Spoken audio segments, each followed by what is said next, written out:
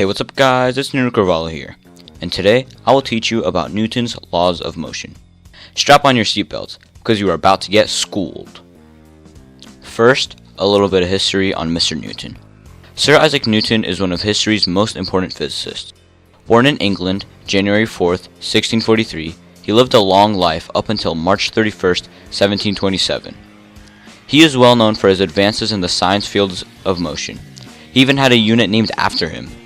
His most famous work is his book titled Mathematical Principles of Natural Philosophy, which is all about the concepts of physics. He revolutionized science in 1687 when he laid out three basic laws of motion. They were called, of course, Newton's laws of motion. They can be utilized in numerous applications and are prevalent in the world of science to explain a variety of phenomenons. Legend says that Newton was sitting under a tree when an apple fell on his head. The apple's movement towards the ground sparked his brain with multiple ideas about gravity, motion, and force. This was the start of his work. Newton's first law is all about inertia.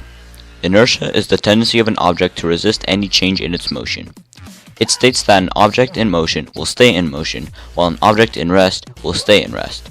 That is, until an outside force acts upon it. What this means is that if I was in a vacuum, like space, and I push an apple, it will theoretically keep moving in the same direction forever, because no force is obstructing it. Not even friction, because this is a vacuum. However, back on Earth, if I push an apple, it will slow down and come to a stop because of friction, like this. Marvelous.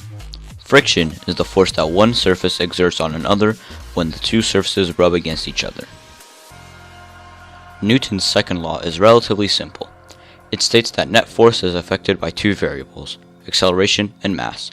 Acceleration is the rate at which a velocity changes, and mass is the amount of matter in an object. This law can be written as force is equal to acceleration times mass, or more simply, FAM. This equation can be manipulated in multiple ways to answer many questions regarding the three variables. For example, pretend I am pushing a box with a force of 150 newtons to the right, and my dog is pushing the box to the left with a force of 50 newtons. The net force is 100 newtons to the right. So, if the box weighs 50 kilograms, the box will move at a rate of 2 meters per second squared to the right. Math. Newton's third law of motion is the most complicated in my opinion. It states that for every action, there is an equal and opposite reaction. Now, this probably doesn't make much sense. And you're right, it doesn't make much sense on the surface. This law states that if I am pushing a wall with a force of 100 newtons, the wall is applying a force of 100 newtons against me. I can feel this force on the palm of my hands. But how do humans use this law effectively?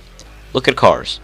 The wheels create force backwards, so the ground exerts an equal force in the opposite direction, causing the car to move forward. Ta-da! So, that is it.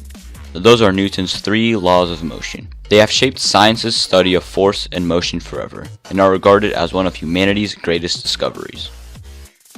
And it all started with a dude getting whacked in the head.